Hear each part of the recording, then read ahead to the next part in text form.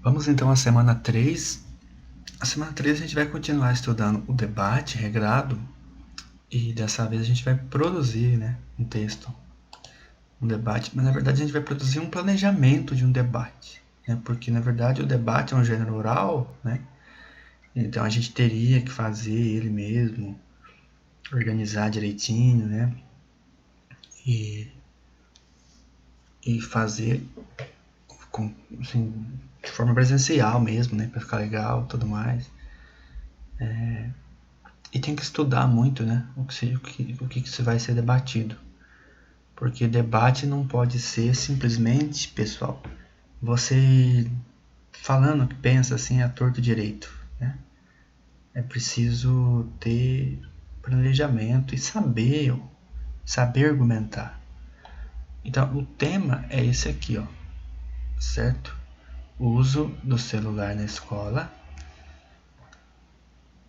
Isso é bom ou ruim? Ou seja, amigo ou adversário? Ou seja, o celular, ele é algo que nos ajuda, o celular na escola, ele é algo que nos ajuda ou é algo que nos atrapalha? Né?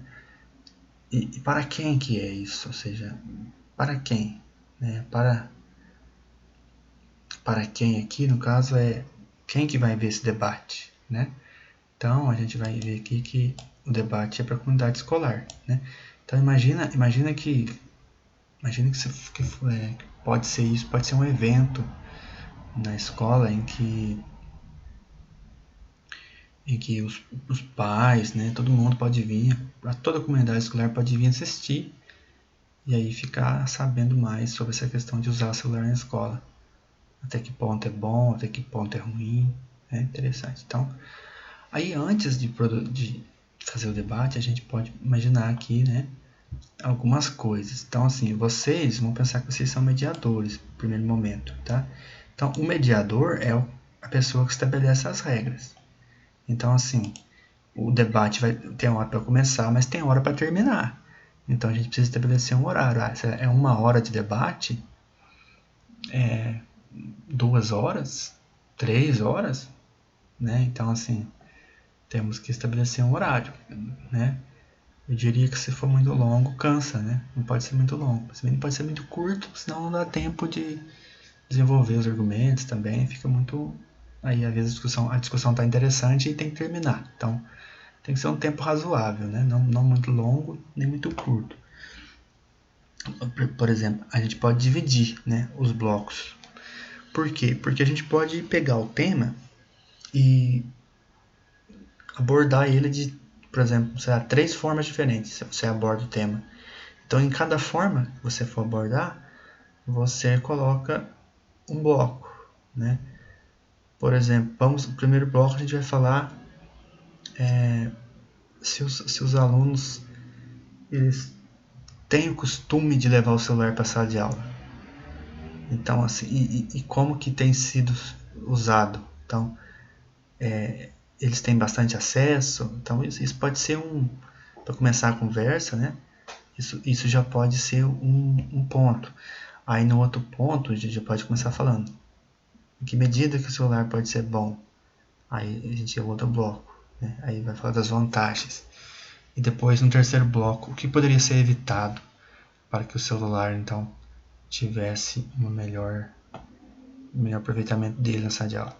Note que, é claro, que se eu dividir dessa forma, o debate já fica meio que direcionado, Ou seja, acaba às vezes não ficando nenhum debate, porque aí a pessoa você já está colocando que tem pontos negativos e pontos positivos, mas mesmo assim, mesmo sendo dividido assim, dá pra gente debater, Tudo bem. Depois, essa pergunta aqui tá mal feita, tá? Em que local, onde será, onde acontecerá o debate? Será na escola mesmo? Ou será algum teatro, algum salão, sei lá, Me parece que é na escola mesmo, já que é um debate tem a ver com a escola, Mas podia pensar em qual local da escola? Alguma sala de aula? Ou no refeitório? Naquela parte ali que a gente entra na escola, Saguão? Onde será? A quantidade de debatedores, então, veja bem. São 2 pessoas que vão debater e o mediador? Ou são, sei lá, 3 pessoas, 4 pessoas? Porque, veja bem, se for 2 pessoas, você vai ter dois lados, né? 2 opiniões diferentes. Só que essas 2 opiniões diferentes pode ser que tenha mais de uma pessoa em cada lado, entendeu? Digamos assim. Pode ser um grupo de pessoas. Agora, pode ser mais de 2 debatedores, ou seja, podem ser, sei lá, 4, 5. Não é legal ter muito, né? Porque senão aí também para controlar o tempo todo mundo tem que falar, como é que vai fazer, né? Sem contar que se tiver mais de 2, as regras ficam difíceis, porque aí como é que você vai fazer aquele sistema de réplica e tréplica, né? Por quê? Porque quando tem 2 é fácil fazer isso. Por exemplo, um começa falando, aí o outro responde, aí depois volta no que começou, né? É o que a gente chama o que falou primeiro vai dar seu argumento, aí o outro responde, a gente chama de réplica, respondeu é réplica, e aí volta no primeiro, ele vai fazer a tréplica. Aí depois aquele que fez a réplica começa. Aí ele começa, o outro responde, faz a réplica, depois volta nele a tréplica. Né? E aí tem que fazer o mesmo número de vezes para cada um para ficar certo. Vamos supor que for 4 rodadas. Né? Aí cada um dos dois vai ter 2 réplicas e 2 tréplicas, ok? Muito bem. Em relação à plateia, né? Por exemplo, tem eleições, por exemplo, debates eleitorais, a plateia não pode bater palma, não pode fazer algumas coisas, né? É regra. Agora, em alguns debates, a plateia pode fazer perguntas. Então, tem uma rodada, né? E aí aquela questão dos blocos. É interessante para pensar nisso. Por exemplo, pode ter um bloco ou uma rodada em que vai ser feitas perguntas. A plateia vai fazer perguntas para os debatedores, certo? E aí como é que vai ser essas perguntas? Por exemplo, vão ter 4 perguntas, 2 para cada debatedor? Ou vai ser, tipo assim, as pessoas perguntam para quem elas quiserem, independente. Se todo mundo escolher só um debatedor e o outro não ter pergunta, tá valendo, porque o que importa é quem quer perguntar, então não dá para considerar isso. Então, assim, aí tem que estabelecer as regras, certo?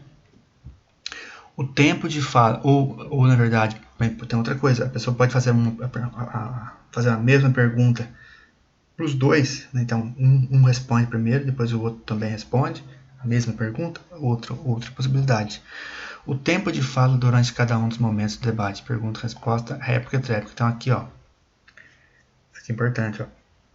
Então, por exemplo, porque tem isso também, ó, às vezes antes da pessoa começar a falar, o outro pergunta, né? Eu falei que tinha resposta, ou seja, na verdade a pessoa começa, aí o outro fala, é a réplica, e aí depois o outro volta nele, é a tréplica. Só que pode ser também feito da maneira que um pergunta para o outro. Em debate eleitoral tem muito isso, né? Então, por exemplo, um debatedor pergunta para o outro, certo? Aí ele responde, aí depois volta em quem perguntou, e depois aquele que respondeu faz a tréplica. Então, assim, aí depende. Por quê? Por que eu estou falando que pode ter isso? Porque, na verdade, pode ser diferente. Por exemplo, às vezes o próprio mediador, a pessoa que está mediando, né? Que não está de nenhum lado, o mediador ele é imparcial, ele não tem posicionamento, certo? Isso é importante. Então, o mediador, ele mesmo pode começar com uma pergunta, né? Aí quer dizer que não vai, aí começa a partir daqui, tá? E não a partir daqui, certo?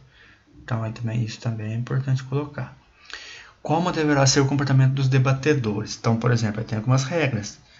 Por exemplo, não pode falar tal coisa, não pode interromper o outro, né? Não. Porque às vezes assim pode se permitir algumas coisas, outras coisas não podem não ser permitidas, tá bom? Então aqui é só para você esquematizar, estruturar, né, como vai ser o debate. Aí depois vocês vão pensar então que vocês são um dos debatedores. E aí aqui vocês vão defender a opinião, tá? Então assim, dá uma pesquisada sobre o tema, dessa questão de usar celular em sala de aula. Dá uma pesquisadinha e pensa, né? Aí vocês vão ter que fazer 3 argumentos. Então aqui vocês vão colocar, por exemplo, você é a favor do uso de celular em sala de aula? Aí você pode dizer que sim, né? E aí você vai mostrar por quê. Uma demonstração, né? Ah, é bom por causa disso, por causa disso. Explica, tem que explicar. É bom também por causa desse outro negócio. Aí você vai lá e explica. Certo?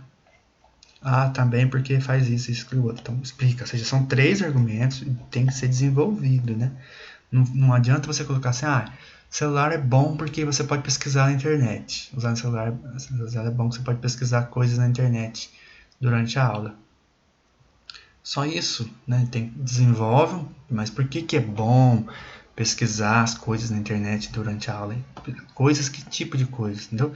Então, esse argumento que a gente pode acessar a internet dentro da sala de aula, você tem que desenvolver isso. Mas por que é bom acessar a internet dentro da sala de aula, né?